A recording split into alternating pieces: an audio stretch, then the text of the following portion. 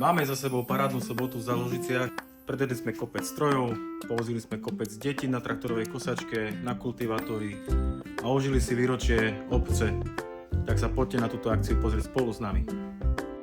Tak už vyrážame a pomaly vchádzame do Záložic za obecný úrad. Tu vidíme prvého člena a pomaly rozkladáme naše stroje.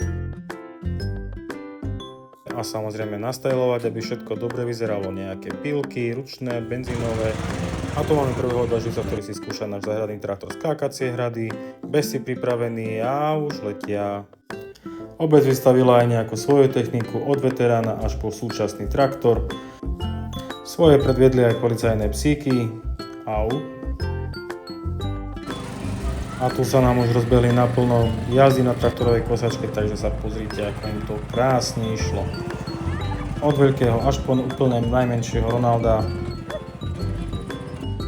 A zahambiť sa nedali samozrejme ani dievčata.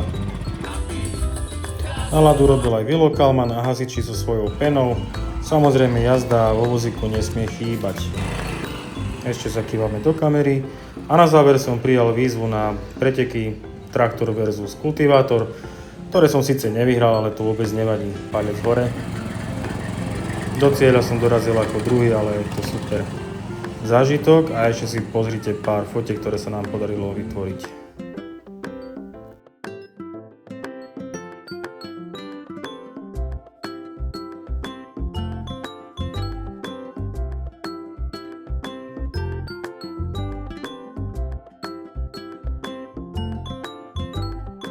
Všetkým vám krásne ďakujem.